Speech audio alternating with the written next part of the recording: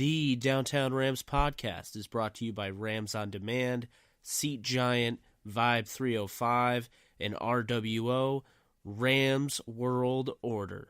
Now enjoy the show. Down the middle, to the end zone, caught by Brandon Cooks. Shoot your arrows. It's picks. Nickel Roby Coleman throws. End zone caught, touchdown. Tyler Higbee. Cooper Kupp walks it out of the air and gives the Rams the lead. LaMarcus Joyner returns to the lineup with an interception in London. 35-30. Robert Wood, first down 20. 10-5. Touchdown. LA! No, it's Goff who keeps it. And Goff goes crashing into the end zone. Aaron Donald almost beat the football there and comes away with his third sack of the afternoon. Met immediately and sacked. Corey Littleton, have yourself a day. And he gets gobbled up. Savage has to eat it as Michael Brockers picks up the sack. He's decked by Ebu Tom. Picked off. Marcus Peters strutting his stuff. Mark Barron the last 4 weeks has been a Pro Bowler. Oh, it's picked off on the play by John Johnson. After the throw, and we mentioned that is his 8th completed pass in his career. Cousins sacked. Ndamukong Suh. Of all the guys, it's the rookie John Franklin Myers who knocks it out of Cousins' right hand. Todd Gurley, 20, 10, Gurley for MVP. All right, guys.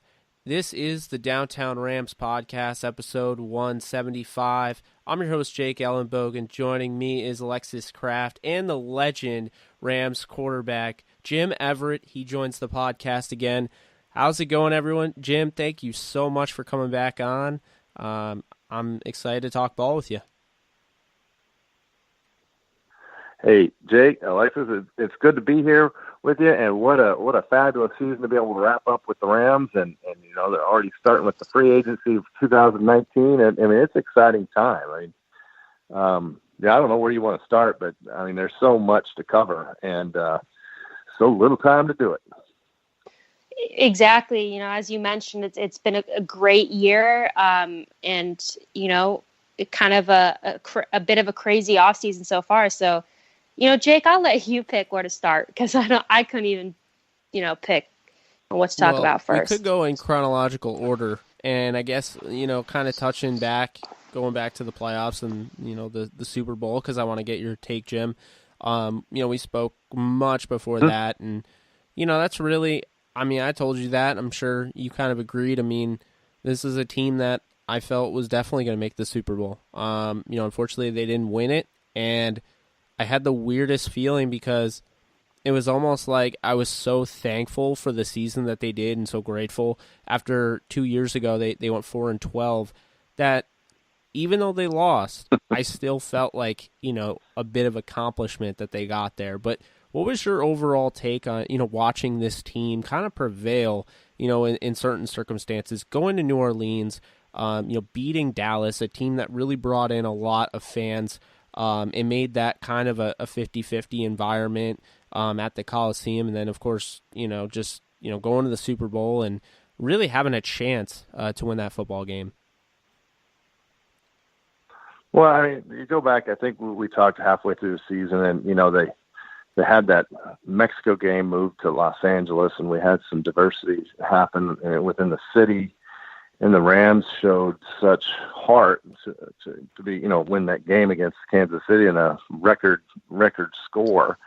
I mean, that game in itself is kind of indicative of where things at. I mean, I was at the time really worried about our defense, but yet it was the second half of the season where our defense really started to pick it up into the playoffs for sure.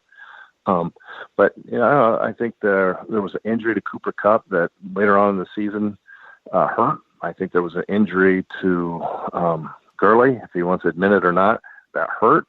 I think they had an incredible team. I think that the city of Los Angeles should be incredibly proud. And the Super Bowl ended up being a one-drive game. I mean, if you're telling me you're going to hold the New England to 3-3 to the third quarter, I would think that we would win that game all day long. But that's the ability of the defense.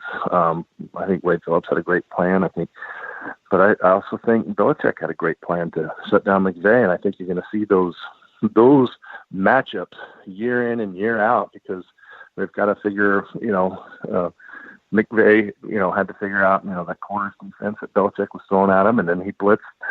It was a good chess match. And I know everyone says, oh, it's a boring game. No, it wasn't 54-51 Super Bowl, but it was such a chess match on the defensive side that it was a pleasure to watch. I was actually there. And it was like, okay, you move that, I'm going to move that. And Belichick was one step ahead. And I think that McVay even said that. Yeah, absolutely. And, going back to the game and how you said, it was 3-3 and it was tight and some people were calling it boring, but it absolutely was a defensive matchup. I think on both sides, the defense really balled out. And, it's funny, Jake kind of goes back earlier. He said how he felt, a sense of accomplishment, even just being there since, we were 4-12, 2 years before that. And, the Rams have come such a long way. And for me, it was funny because I felt before the game that if the Rams had lost, I was going to be really upset and I was going to be just in a miserable mood. But I just remember watching, and we lost and I didn't feel that. And I was like, why am I not so upset right now when I thought I was going to be, just so mad and infuriated that we lost? Because I felt like we held, Bill Belichick, the New England Patriots, who, have been absolutely historic, and, Tom Brady, who is, probably the best quarterback of all time, to 3 points, until the fourth quarter. And I felt proud about that. And I felt like it really could have been anyone's game. Another thing that you mentioned was the Todd Gurley situation, which I find interesting because I just kind of want to hear your thoughts on that because, obviously there's got to be a reason that the Rams did not utilize him more in the biggest game of the season. Well, I mean, I think that he, just wasn't the presence that he was before. If it was, he just couldn't push off that leg, or what it is. Hopefully, it heals. I mean, there's been rumors of arthritis, so I don't think anyone ever really knows. I know that it was the injury that he had in college, and so is that something that just it flared up? But I can tell you from the point of the athlete, you're never going to give up. Even, you've got an ankle, a knee, whatever, you're gonna think you're gonna get hyped up, you're gonna play, but the fact is, you may be only running at, 82%. And, maybe that's not what the Rams need right then. And, and CJ was, could run a little bit better than that. And he did. He really had a great playoff. And without CJ, I don't know if we do half the stuff we do. But let me give the New England team a little bit of credit, what Josh McDaniels did. When I was at the game, he came in with 22 personnel, 2 tight ends, 2 running backs. And so the Rams were forced into being in a regular defense. They couldn't play him in nickel or dime or anything like that because it's basically a run offense. And then what he did is he went 5 wide in that set. So this is how they manufactured their touchdown, is they're in basically 22 heavy people. And they split everyone out wide, so that put, and then they kept Edelman inside, and they put Gronk inside, so that they had the matchups that they wanted. So that's how they were manufacturing. They put the corners back out on the running backs or the other alternate tight end, and so they could get the matchup. And that's basically, they ran the same play 3 or 4 times just to get down the field, and of course that long pass to Gronk. But that's how close it was, and that's the extent of the chess match on that side, just to manufacture a touchdown. Now, we didn't answer. We could have. Brandon Cooks had a couple opportunities. We convert those. The game's close. I mean, if not a win. So, I think that I'm not disappointed with the team. I certainly want Los Angeles to have the trophy. There's no doubt. And I think they can. But, 2019 is going to be a different season, as we're seeing with all the free agencies and the movement with Saffold and LaMarcus Joyner and Sue and it's just every year's a different year. So it was pretty magical, and I think we'll always remember 2018 in Los Angeles, and hopefully we can get a repeat and go get that trophy. No, I absolutely agree with you. I think I'm really glad that you brought up the free agency because we're going to dive right into that. But I think it was just the fact that the experience really took in. I mean, if you want to ask me who the best team in 2018 was, I'd tell you the Rams. I really think they were the best team all season, and unfortunately, it comes down to the fact that, you look at it, and it wasn't exactly, the easiest game. The defense played extremely well, and, the offense, it kind of came down to, a younger quarterback. This is all new to him. This experience, this moment was all new to him. It was new to McVay. It was new to a lot of these guys, but and there's no doubt that they missed Cooper Kupp. Absolutely. There's no doubt, and a healthy Todd Gurley. So I mean, kudos for getting there, but they weren't at full strength. Yeah, and that's sure. going to carry them. Moving forward, I think you're going to keep the band together for the most part.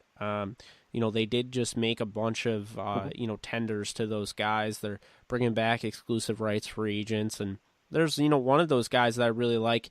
Obviously, Corey Littleton is one of my favorites, and I thought he had a really good season in his first year at inside linebacker. But, when you look at guys like, the Morgan Foxes and the Kevin Petersons of the world that didn't get a chance to be with this team, and I thought they really could have been used throughout the year. People forget Fox played around 50 snaps in the Falcons playoff game. So, he was somebody that they really felt good about coming in.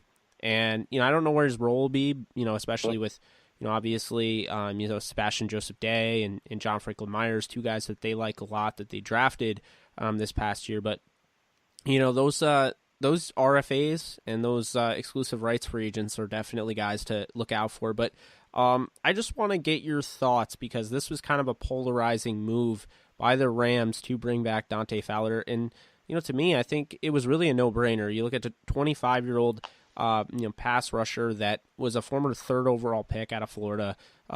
Obviously, the talent's there. It's questionable whether or not, the coaching staff is to blame for some of his, inconsistencies in Jacksonville, because I thought he found himself a home in Los Angeles. And he really got better as the season went on. And, similar to what you mentioned with C.J. Anderson, I don't know if the Rams make the Super Bowl without Dante Fowler. Well, I think you hit a good point. I think you talk about, first of all, there's a whole roll of sophomore guys that'll be coming up that will be leaned on, not only offensive linemen, but in the defense, to maybe not just be part role guys, but be full-time starters. And so, that's the evolution of the game. You realize a 30-year team changes over every year. So you have to have some guys step up, and some of it's because of retirement, some of it's because of free agency, some of it is because there's some new guys in that are better. So, that's just kind of how the name of the game is. But going specifically with Fowler, I think that, if you look at him on tape, you look at him physically, you look at him, all the dynamic, he fits everything that you want an outside linebacker. Did he coming in mid-season? Did he have time to get a whole camper under him to understand the defense? I think it took time. I think maybe his early game, he was just playing ball rather than, playing team ball. And I think it showed a little bit, and other teams know that because, you have to have the system down. So I thought it was kind of fair for the Rams to get a full evaluation of a year, have him in camp, have him understand the system, have him know weight. I think that he fits everything that you'd ever want. It's just, is he going to be that guy? And if he is, he's going to get paid. And someone's going to pay him 20 plus million somewhere, 18, 20, what these linebackers are getting paid these days. And if that's the Rams or not, then so be it. So, he kind of has a prove it year, and it's kind of like his fifth year option if he would have been at Jacksonville. So, it's kind of like an audition. And I think that's kind of how guys are playing. I think the Ndamukong Suh had an audition last year. And, it'll be interesting to see how all that plays out. Some guys fit, some guys don't. Some guys you have, like, for example, at center, you might have a guy that's ready to play, ready to start. And so, you don't bring back the old guy, you start with the young guy. That's just kind of how the game keeps evolving. Exactly. And, speaking of that offensive line, today it came out that, Roger Saffold signed a 4-year deal with the Titans.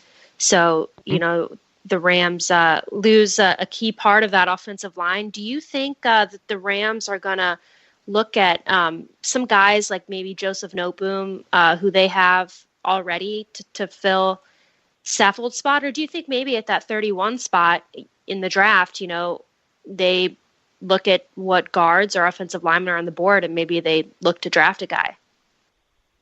Well, I think the strategy, if we want to get specifically, is last year when you have free agents come up, you draft guys that you think could fill those spots.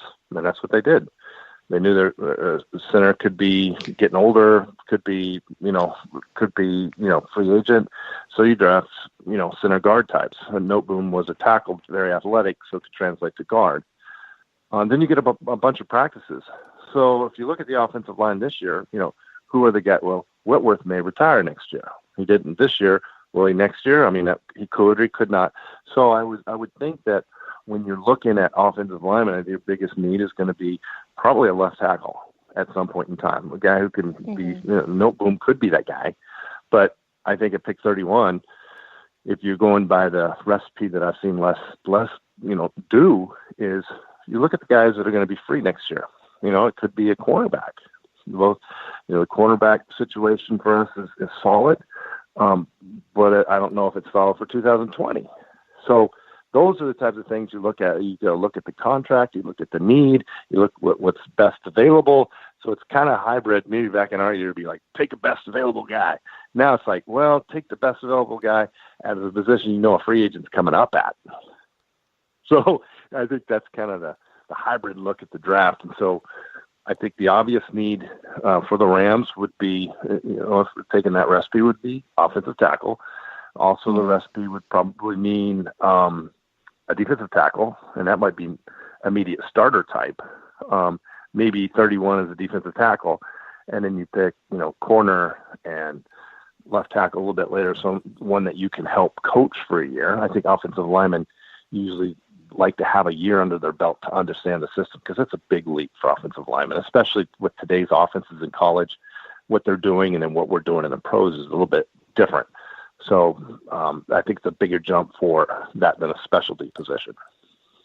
And then, of course, probably a safety and a cornerback. And, of course, any one of the linebackers, if they're available. But they'll probably take the athletic guys that can also help on special teams, because I know Bones will want that. Oh, yeah, most definitely. And, I think it'll definitely be interesting because, I think it allows the Rams, you look at this starter group, Jim, and it's like, Goff at quarterback, obviously. You have Gurley at running back. So you're looking right now with the whole Gurley news, you're looking to at least bring back CJ or Malcolm. Since Malcolm was tendered, there is a chance he could be back. Something like that. And then, at receiver, you drafted Cooper Kupp, you drafted Josh Reynolds. You were able to pick up Robert Woods in free agency. You traded for Brandon Cooks, so that's a pretty solid, position group. And then tight ends, unless they really want to go out and get somebody that can really make a huge impact. And I think Gerald Everett could someday. But they have a decent group there, and then.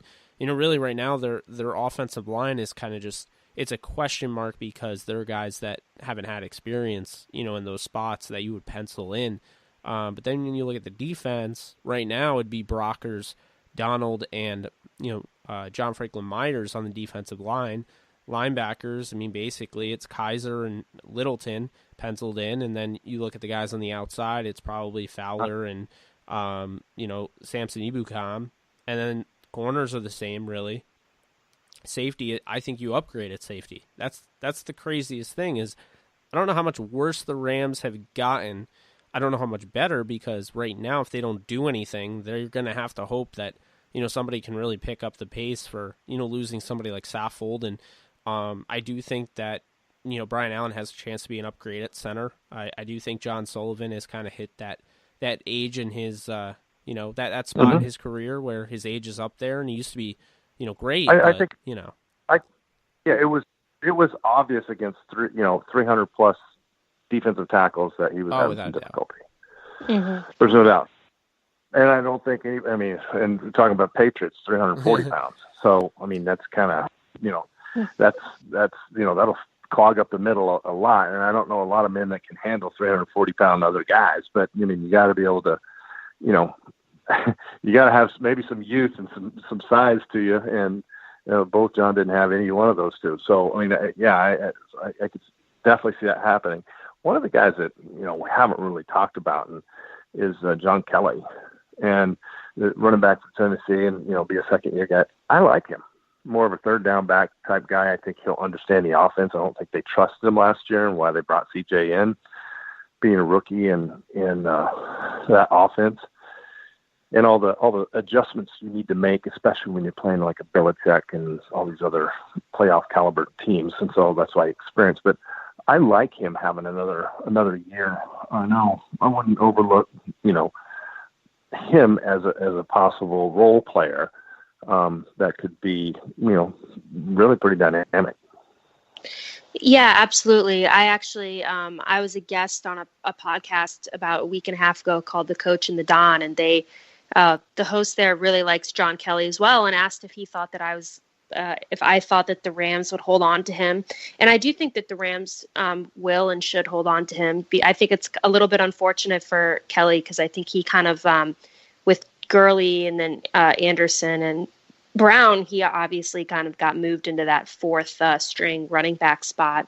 But I think he's a guy with a lot of potential that, well, he's especially not your 225-pound pounder back. That's not right. him, and that's what CJ, Malcolm, Gurley all are. He's kind of your, lightning and thunder type guy, And so, but I see him be able to carve out some sort of role. If they want to cut down Gurley's, some of his, third down plays, maybe he can come in. He's just got to prove that he can pick up all the blitzes that they have in the NFL. And that's really, really complex stuff you got to do, especially your first year. So I wouldn't overlook him because he's got some great moves. He's got good hands. So, it'd be interesting. So overall, if we look about it, I mean, I really like our receivers. I think one of our strongest positions. I like quarterback. It'll be interesting to see who the backup quarterback is. Are they going to, go find somebody that has been in the NFL for a little bit? Or, is they going to stay with what's on the roster? Or it'll be interesting to see who backs up Jared. Yeah, for sure. I was actually, I was about to ask you just because, there's all that talk kind of that the Rams are kind of looking at these maybe later round quarterbacks to draft and bring in to back up Jared Goff. Do you think that, do you have any guys that you would like to see the Rams bring in, like specific guys through the draft, or maybe any guys in free agency that you'd like to see them pick up? It'll have to be a late round. I haven't gone through the whole quarterback class specifically in the draft. I've been watching free agency and that type of stuff. I haven't broken everybody down. I mean, I know that maybe you can take the top 6 guys, and the Rams they won't be there by the time the Rams are looking at. But it's just, which kid that that fits both mentally. First, mentally, he'll have to have the game if he's going to work with McVay. And then does he have the physical attributes that, that can tool up to, hopefully a guy that can step in. But again, next year, they're going to need a guy that knows the system. Any rookie quarterback is going to be still a rookie quarterback. So, I mean, that's a project. And then bringing in a 5th or 6th is even a project there. So, I don't know if that's a guy that we can rely on that, hey, if Goff goes down, can he come in and win some games for us? So I don't know if that's the case, or, if that's, or do we go out and get, say, a Blake Bortles who may be out on the market? I'm not sure. Yeah, it'll definitely be interesting. I know Alexis was interested in the idea of getting RG3. That would be definitely interesting. But I'd like to look at the kid from Buffalo. Had the pleasure of interviewing him at the Senior Bowl, Tyree Jackson.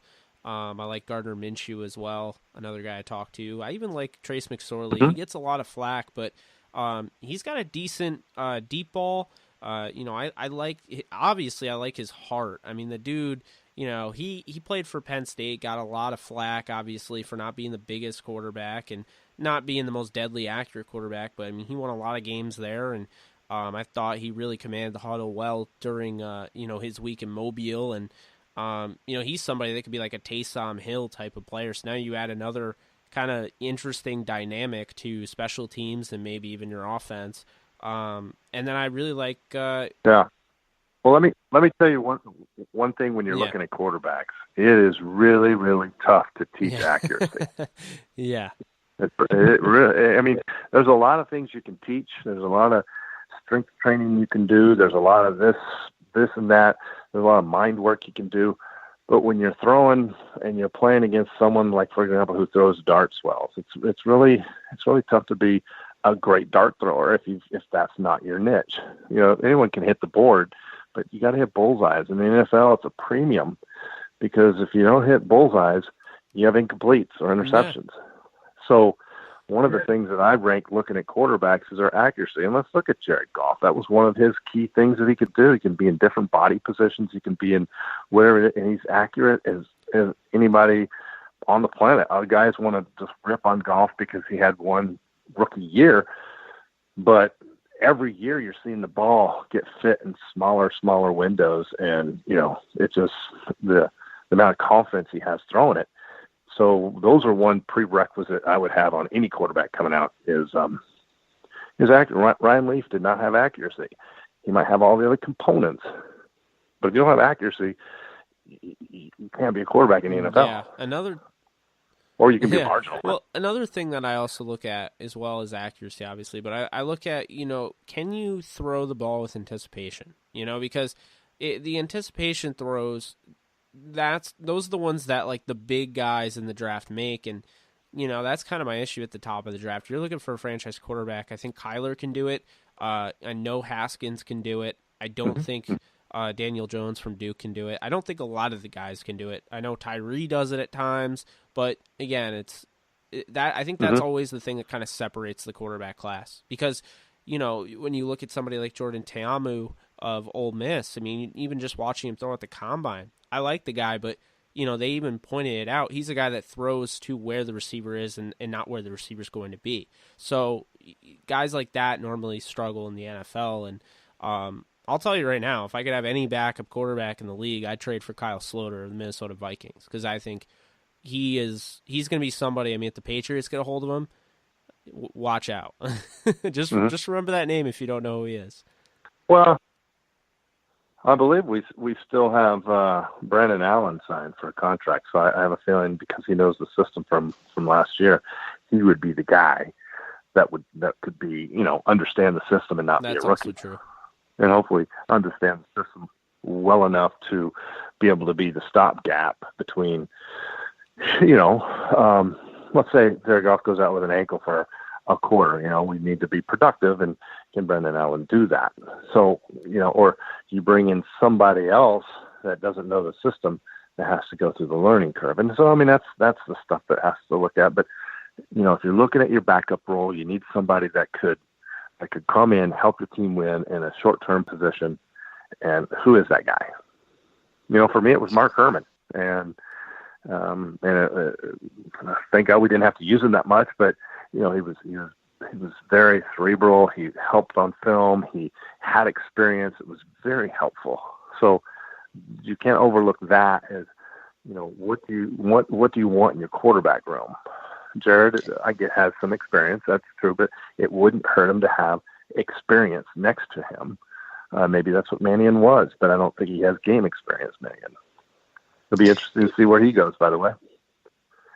Right. Yeah, there certainly is a lot of interesting, scenarios that can happen still with the Rams and free agency. And obviously we're about a month and a half away from the draft, which is also interesting because there's a lot of different scenarios I think that could play out during the draft. Maybe the Rams trade down or anything could happen, I think, especially with a team like the Rams. But I guess just to, wrap it up, Jim, is there anything that you're looking forward to specifically, about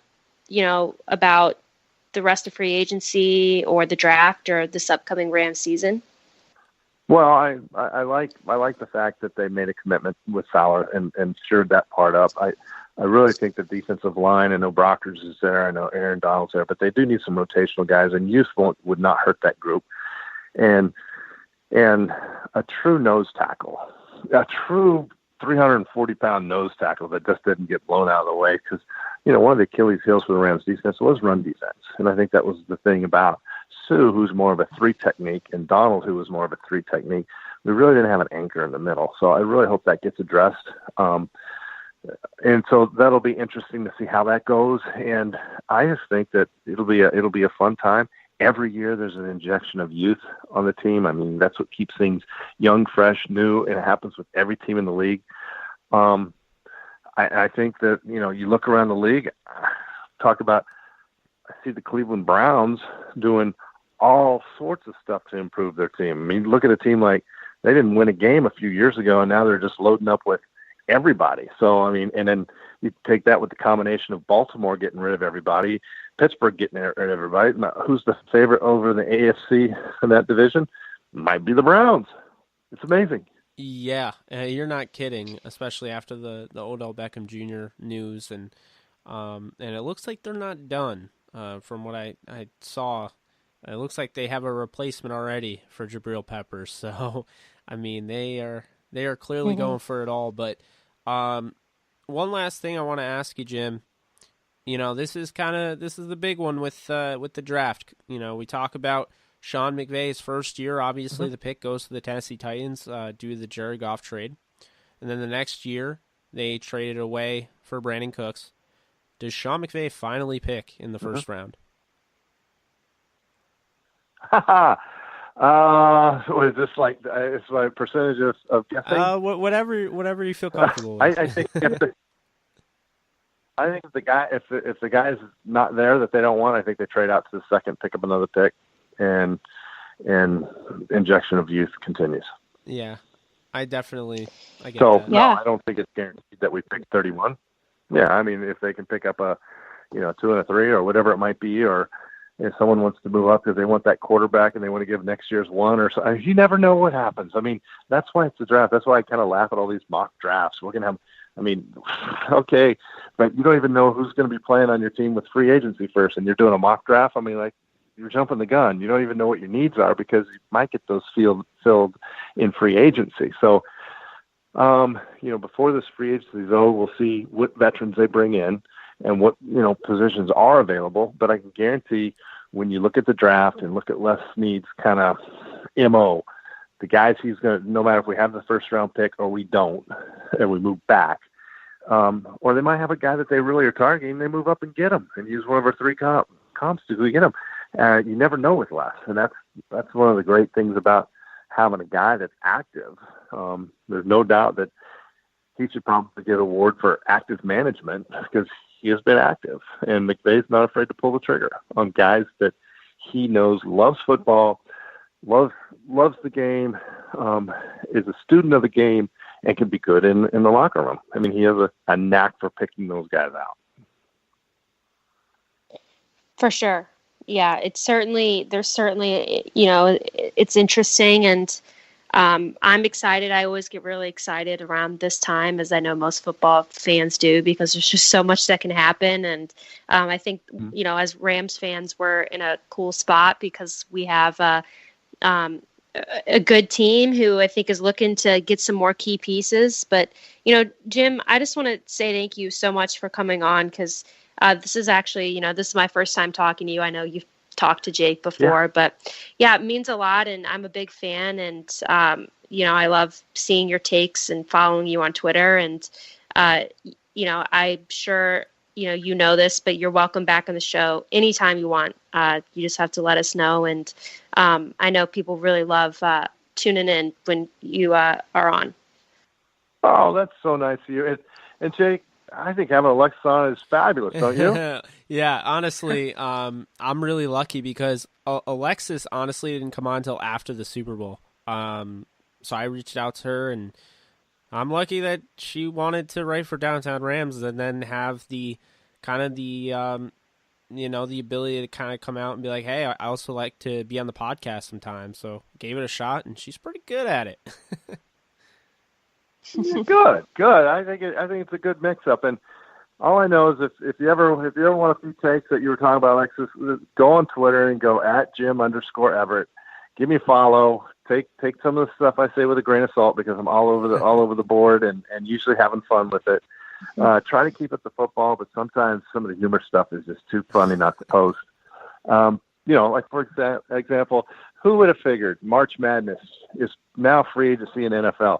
Well, it's not basketball. It's NFL's free agency. So, NFL, 24/7, 365 now. It's crazy, isn't it? And the NFL's dying, I thought. Yeah. Well, I don't think he convinces of that. I think it's a growing sport. If you look at the salary cap, it's growing. TV viewership's growing, and it's really fun. And, we haven't even touched about the new rules and those implications on the game.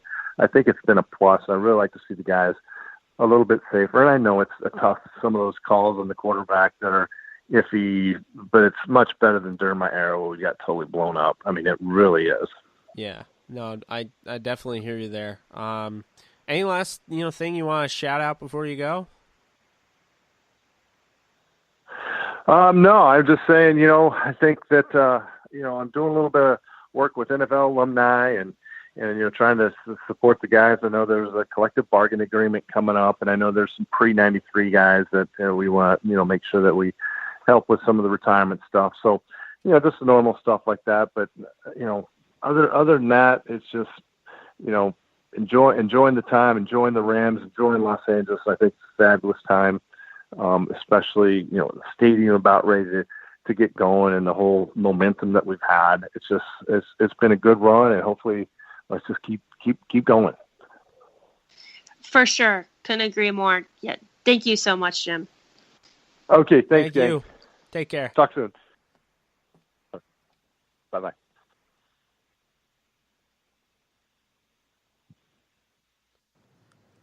All right, so that was Jim Everett. A lot of fun talking with him.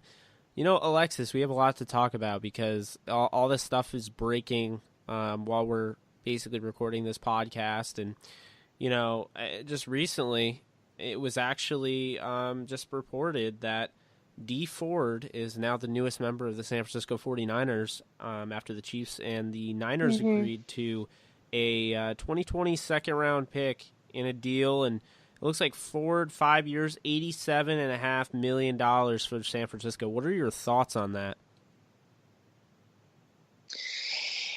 I mean, it's a little bit of a bummer because I originally had kind of wanted Dee Ford maybe to end up a Ram. So it's a little bit of a bummer that he doesn't become a Ram and then goes to one of our rival teams.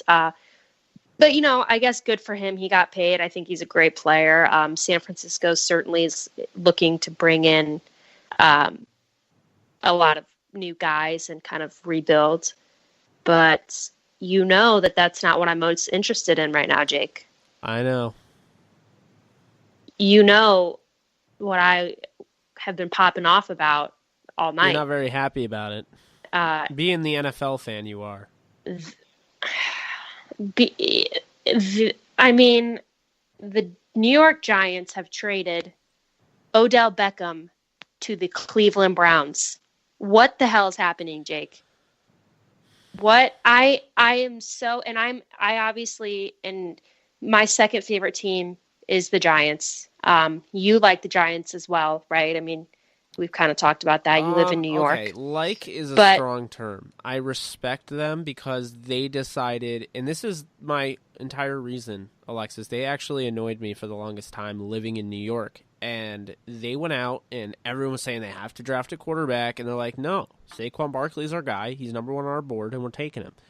I respected that, and I rooted for them to win that division so the Rams could beat them in the playoffs. And yeah, I wouldn't say I'm a fan of theirs. I honestly, the last team that I was was my second favorite team was the Tennessee Titans, and I don't really even know why. I guess I just loved Mariota and what they were building, and I'm just not really into second favorite anymore. I love the league and I love the Rams, but you go on.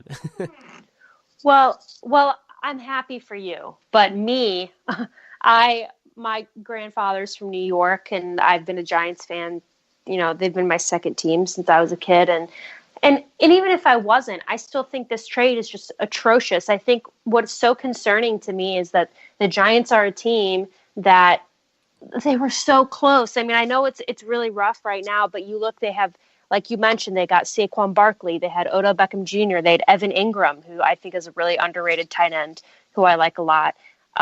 They had, their defense was lacking a little bit, but my whole thing that I had been driving home was I really wanted, the Giants to fix that offensive line. I wanted them to draft a quarterback, probably the second round, or someone who could, step in for Eli if need be. And I felt like they just were so close. And now I feel like they're so far just giving away Odell Beckham. I mean, it makes no sense to me. I mean, I get that if he's going to be traded, I think Cleveland makes sense. I know that he really has been wanting to play with his best friend, Jarvis Landry. And you look at a team like Cleveland, they've got Baker Mayfield, Jarvis Landry, now Odell Beckham Jr. They picked up Kareem Hunt as well.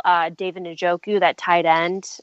Their defense is, on the rise. So it's certainly, I think, could be intriguing for Odell to end up in Cleveland, at least from his perspective. But it just doesn't make sense. There's got to be, and I was telling you about this earlier, Jake, there's got to be something else going on. I think, my theory, and I could be wrong, is maybe Odell behind the scenes was just demanding out and wanted out and didn't want to be there anymore. And that's the only thing that I can think of. I mean, why would you trade him? I don't get it. I don't get it. I'm in shock. What do you think, Jake? Yeah. So I don't even know. I mean, really, I don't know what direction the Giants are going in. I don't know if they're about to have a fire sale. I mean, you look at Odell Beckham Jr. I mean, he is a long-term piece. He's the best receiver in football. He's going to be right up there as somebody that can kind of compete with Jerry Rice's stats, I believe, as long as he stays healthy. He's just going to break, record after record. He's going to be the youngest to do that, youngest to do this, and now he gets to play with his best buddy in Jarvis Landry. He gets the ball thrown from none other than Baker Mayfield, who is one of the up-and-coming stars of the league. And it just doesn't end there because Nick Chubb kind of turned himself into a superstar as well last year. So it's just going to be a total, and don't forget about Njoku, and obviously, they like what's his face a lot, Antonio Callaway. So there's a lot of speed out there. There's a lot of talent, and we knew Cleveland always had a defense, but now they have an offense. So Freddie Kitchens just got a ton of talent thrown in front of him in year one, and I'll tell you, a lot of coaches are jealous about that. But I do want to touch overall on free agency because being that. Lot of things happening. Being a Rams podcast, I know a lot of people are like, well, why are the Rams not making moves? They only got Fowler. The Rams were really never expected to be huge players in free agency. They're going to wait. Snead is not somebody that dives head first. If you remember, the Woods, the Whitworth, those type of signings, they kind of came later on in the process. Nickel Roby-Coleman was extremely late in the process, and they got the best deal of free agency, arguably. So, I think kind of slow your roll there. There are also some great free agents out there that still haven't been signed. I'd look at somebody like a Marcus Golden out of Arizona, somebody that went to Mizzou, probably grew up a Rams fan, probably wasn't too far from you. And, I mean, this is somebody that, I think he's been unfortunately held back due to injury. But I believe he's 27, 28 years old. I don't think he'll be too expensive. And I think he's someone that fits a 3-4 very well. So if you're interested in getting another pass rusher, that could potentially have an impact like, an Alex Okafor who, the Saints gave money to, and he was a basically this whole blessing in disguise type of thing. I think you could get that out of Marcus Golden. I really do. I really like Shaquille Barrett as well, but I think Barrett's going to be expensive. I think Marcus Golden is going to be that guy that if he doesn't have, a contract later on in free agency, if it takes him a while, the Rams could end up with him kind of like they did with Nickel. So I think it's going to be interesting on that front. But, I think, with Weddle, it just kind of goes to show you the Rams knew what they were doing. They go out and get Weddle before free agency. It does not affect their compensatory, the formula at all. So it won't go against Saffold. It won't go against LaMarcus Joyner, and eventually it won't go against Sue. But they also inked Fowler right before free agency, so that also won't go against it. So no matter who they get at this point, and they don't really have a ton of cap because you're looking at $9 million left, not including the $5 million in reserve for the draft. So you're really looking at $4 million spending money, and that's not a lot. So they're going to have to go bargain bin hunting. And, I think they could go for somebody like a Marcus Golden, but you're going to have to go for value. You can't go for a big name. They're going to be over the cap if they do that, and they're not going to do that. Right. Yeah. I don't foresee the Rams signing any big names at this point. I didn't before either, but I think the Rams are in a somewhat good of a position in regards to free agency because, in my opinion, we aren't a team that is in desperate need of any position. Like, there's no position on the field that we're just like, we have to have right now. And so I think that that's a benefit to the Rams because they don't need to panic and they can kind of sit back and wait and see how things play out. And if there's a guy that they like, they might go out and get him. But I think the Rams right now are probably more focused on the draft and dealing with that. So yeah, I mean, I don't think there's any big names left that would even make sense on the Rams. I mean, do you think the only name that I am curious about, and I know that he's not going to end up in the Rams because we don't need him, and I'm curious to hear your thoughts, is Le'Veon Bell? Because I'm hearing that it's down to the Jets and the Ravens, and I'm also hearing that, how he's dropping that album tonight, apparently? He's dropping a rap album or something? They have the cap space. He wants to be with AB. The Raiders, they don't have the money. They'll figure it out. They will. They'll do it. Well, yeah, it would make sense because that's what I thought was going to happen as well. But just from what I'm hearing, it sounds like, and again, things are wrong all the time, that he's deciding between the Jets and the Ravens. If I were him, but I would probably honestly go to the Ravens. I think they're the best team out of those three. I think they're the best option. You get to be with a young quarterback in Lamar Jackson and, that kind of dual threat. Obviously you have Bell who can kind of bail you out. I don't really feel like a Lamar Jackson really had that pass catcher out of the backfield that could bail him out, and Le'Veon Bell would be huge for Lamar Jackson's development. Mm-hmm. Yeah, it's certainly interesting. I have said, I'm not a big, huge Le'Veon fan, but it is certainly interesting because I think that he's going to get paid. Justin Houston's still out there, by the way. Yeah, that's who I was going to bring him up. I mean, I think I said when we did our show with Ben Larson that I'd love to see Justin Houston in a Rams uniform. And he could, because I don't know how expensive he's going to be, though. That's Tyrod Taylor's still there. Ezekiel Ansah. Yep. Sue, Demaryius Thomas, Clay Matthews, although I told you I don't really think he's a fit. But Jamie Collins is an interesting one because the Rams, if they can somehow, free some cap, which you can manipulate the cap. You can do it. It's not hard. If you're willing to do it, you can do it.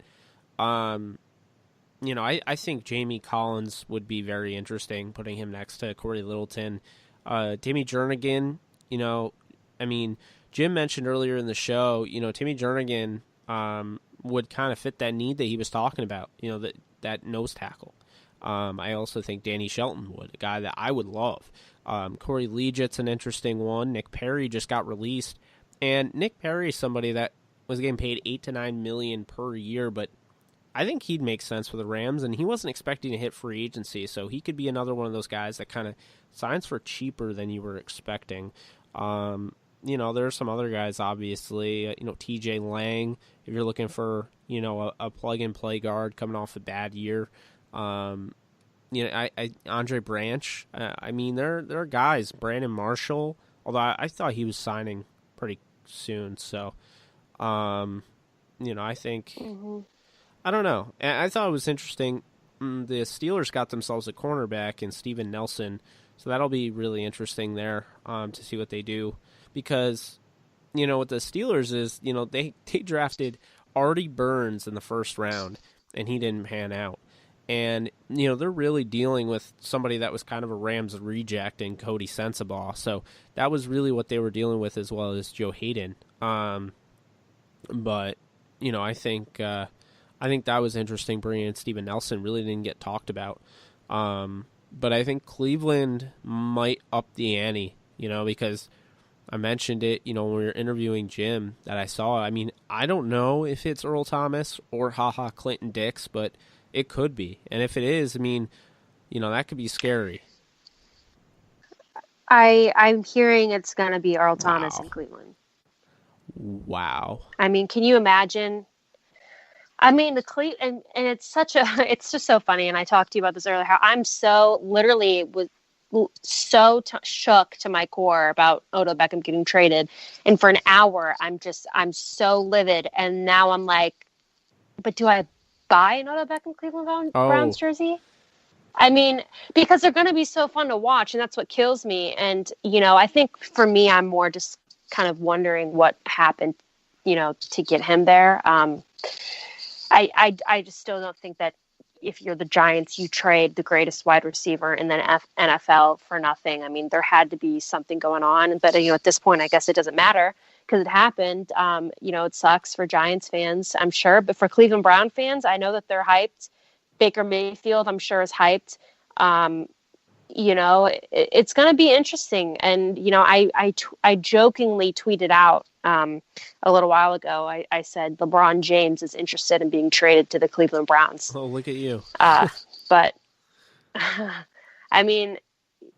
he certainly, I'm sure, isn't thrilled in the Lakers right now. I'm but, not really it's just, with the Lakers it's right interesting. Now, so I guess it is, I'll trade Magic Johnson for anybody. But, if anyone wants to take Magic Johnson off the Lakers' hands, by all means. I think he's the greatest basketball player ever, because he's the only one that could start all 5 positions and do it all in the finals, and he was incredible, but he's not the best general manager. And he's not even the general manager. He's the president, I know that you're a Lakers fan and you're mad, but I'm a Bulls fan, okay? But I've fully embraced tank. I want the Bulls to tank and get Zion. So every time they win, I get pissed. So. But that's a different subject. So, with this, I'm actually looking at Spotrac right now. Shaquille Barrett, guess what his AAV is projected? Take a guess. What? Okay. No. 7.1. See, to me, if that's the case, I would consider that if I were the Rams. I would.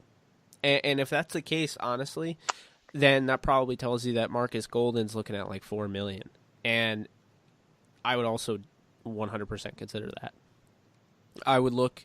it's all kind of according to plan. Everything looks good, except the offensive line. They're going to have to kind of hope that those, young guys pan out. And really, I love Noteboom. I don't love Brian Allen. I've said that. I know guys that have been on our podcast love him. I'm not as big of a fan as him. He didn't grade out all that well in that draft, and I felt like the Rams reached 3 rounds too early. I had him as a 7th rounder, but I think when I look at Samson Ebukam, I've said it over and over again, I think he makes so much sense for inside backer. Kaiser, could he be there? Sure. I think Littleton Littleton and Ebukam would be an upgrade over Littleton and Barron, but I do want to mention something. The Rams are they're eyeing Mark Barron's, his market because if they can sign him for cheap, they still want him back, apparently. So that I find that's a really interesting dynamic, because then, could they do that with somebody like Michael Brockers? Could they do that with, an Aqib Talib? I mean, they're going to have to save some money if they want to do anything. So it'll be interesting. I don't know if their decisions are over. They might have to do something like that. Or they could trade Marcus Peters. Or they could trade the 31st overall pick. You don't know. I mean, it's going to be really interesting to see how this all pans out. But people complaining about Fowler's money, $12 million for 1 year. The only thing I'd be mad about is that it was only 1 year. But you know what I think that does? Mm-hmm. I think the Rams are going to re-sign Fowler next year. I think they're going to sign him to an extension. And I think that they just wanted to make sure to get him done before free agency. Before a team like the Jets could, get their hands on him. Before a team like the Colts. Before a team like the Raiders. Big money cap teams. 49ers. Because you just saw how much they spent on D Ford. I think that was really what it was. They're using it like it's a franchise tag. Because it essentially is a franchise tag from, 2010? That's when it was like $12 million, to tag a defensive end. So, times have certainly changed, but I like the move. I like what the Rams are doing. Like I said, you look at all the starters. Are the Rams a top-notch team if the season started today? Yeah, I still think so. I mean, their defense isn't that much different right now. Obviously, they'll miss Sue, but it's John Franklin Myers is going into year 2, and he looked good in year 1. Somebody like Eric Weddle, one of the more consistent players at his position, comes in and he's an upgrade at free safety. So it's actually going to make it easier on somebody like John Johnson. So I'm really interested to see it, but I would really just urge the Rams. They're listening to this podcast. I know they're not, but I'd urge the Rams to give Ebukam a shot at inside backer, because I think that is his position. I won't go off that. So. Mm-hmm. We'll see, Jake. I mean, at this point, there's so much that could happen, and so much that I think, I don't know if necessarily with the Rams will happen, but will happen in free agency. And I just, after seeing stuff like Odell Beckham to Cleveland, I get nervous. I'm like, what's going to happen next? I don't think we've seen the last of, the craziness. I think the Rams could very well be involved. If they traded for anybody, I'd put my money on Jadeveon Clowney. But I'll also say this, and this is something that gets kind of forgotten along the way. Keep in mind, the Rams' new defensive line coach, Henderson, he was actually with the Chargers. The Chargers have Philon, they have Darius Philon, and they have a guy that I mentioned earlier, Corey Liuget, hitting free agency. So he's worked with them, with the Chargers. It would be interesting to see if the Rams kick tires on both of them, with that familiarity. Yeah, I could see it. Bill Johnson's done it. Wade Phillips has done it. Wade Phillips is really interesting, and it makes you think, Shaquille Barrett could be an option. It makes you think maybe even Shane Ray, Brandon Marshall. There are guys. Bradley Roby won't be one of them because he signed, I forget who he signed with, but he signed, was it the Texans? $10 million for 1 year? It was a decent deal. I mean, he was like the Amukamara of this free agency class, so makes sense. But in a perfect world right now, the way I have it, I would move some money around, Alexis, and if I were the Rams, I'd sign Pierre Desir, and I would sign Marcus Golden, and I think that's extremely possible. So I think if you get those two deals done, then you kind of go in the draft. I don't think you really affect anything about the formula. I don't think those signings would really kill your formula. So there you go. That's kind of how I see it. So probably want to wrap this up, but have any last thoughts before we hit? We kind of wrap this up and go into day 3 of the NFL tampering period, which is really tomorrow's when contracts are finalized at 4 p.m. Eastern time. I would say, well, tweet me at the Alexis Craft if you can justify the Giants trading away Odell Beckham. I'm serious. Like, if anybody can tweet me and tell me and explain to me why this is actually a good trade on the Giants' end, please, by all means, tweet me and let me know, because I don't think anyone in the world can convince me that the Giants made a good decision. So that's all. Oh my God. She's not over it, guys. I'm not over it. I'm going to be talking about it for a long time, unfortunately. But yeah, I think that's it. I think we just got to wait and see what happens. I think the Rams kind of, as far as guys that we're retaining or letting go, we've kind of answered all that. So yeah, I mean, I'll throw some other names out there real quick. I think Kerry Hyder of the Detroit Lions, somebody that I thought was really good a couple years ago, really good. Tore his ACL, I believe, and he's now, I believe he's 27 years old. I would love the guy like that, kind of putting him in that, rotation. I'm also, shout out to the Rams for tendering Morgan Fox. I'm a huge fan of his game, if you couldn't tell, through that interview with Jim. Just somebody that I think is definitely going to, have a chance to really be part of this, rotation. And then I'm really interested to see somebody like Sebastian Joseph Day, somebody like Obanai Okoronkwo and Trayvon Young, guys that they kept on the roster, on a Super Bowl roster. They kept them all year without really playing them aside from Trayvon Young. So it'll be really interesting. And I got to say, Alexis, I'm going to come out with another mock draft because I think this, what they're doing has really changed my, thought process. If you want to go out and replace offensive line in the free agency, Billy Turner, former offensive lineman with Carson Wentz at North Dakota State, he actually was picked up today by the Green Bay Packers. Somebody that I don't think got enough respect in Denver. I actually like him. I liked him for the Rams as a potential Ram. I guess really what's left, I know people are saying Ryan Groy. I think that, really they should consider John Miller, a guard from Buffalo that has experience with Aaron Cromer. I think they should consider Jordan Mills, also who has experience with Aaron Cromer, right tackle, kind of add some depth to the back end. And, I'll also say, it looks like all the big names are gone. I would say Ty and Sicky would have made a lot of sense, but he signed with Buffalo. So, really, I think that's it. Watch out for Tyler Eifert, because last year the Rams did want Tyler Eifert. They offered him money, and he turned it down to go back to Cincy. So if the Rams are still interested, it's kind of like the same thing with Groy, except they actually signed Groy to an offer sheet, and the Bills matched it. It'll be interesting. I think those are things you have to kind of look out for.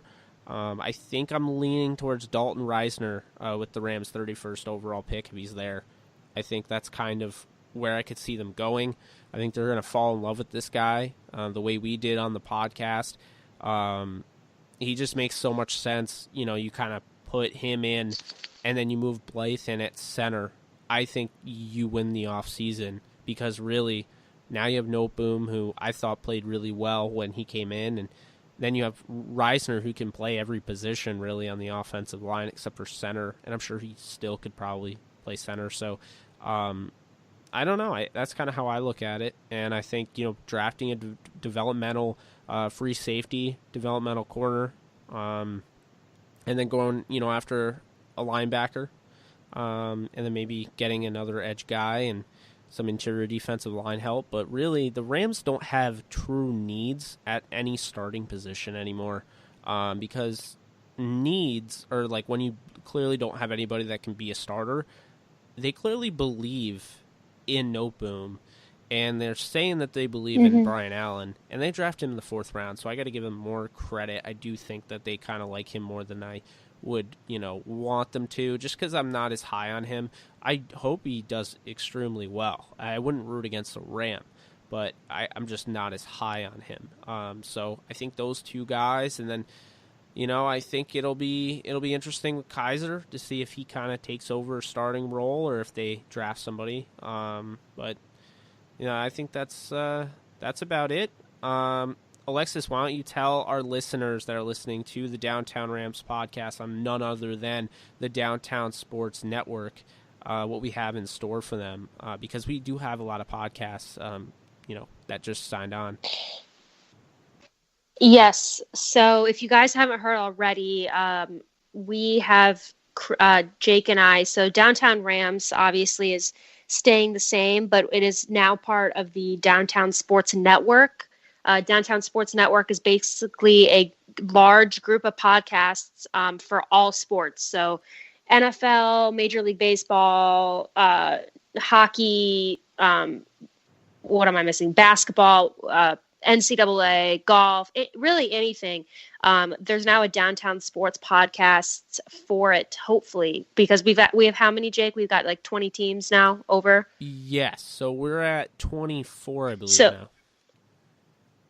So we're at 24 teams. So, for example, there's like a Downtown Dodgers podcast for the for the Los Angeles Dodgers. There's the Downtown Titans for the Tennessee Titans. So if you're interested in creating your own podcast and having it on the Downtown Sports Network, you should reach out to us and direct message us either from that Downtown Rams on Instagram, Downtown Sports Network on Instagram, tweet at us. Get in touch with us about doing that, because we're, always looking for people to join our network and create, their own sports podcast. And we also have podcasts that aren't team specific. Like we have NFL Next.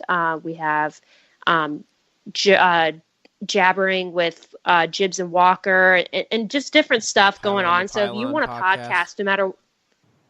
Right. Yeah, of course. If you want to have a podcast on our network, you should reach out to us and we can let you know what that entails and how to get that started. But it's a really good opportunity. It's expanding rapidly. I think it's really cool. I think sports fans of all teams are soon going to be able to tune into the Downtown Sports Network and find what they're looking for. I think you couldn't have said it any better.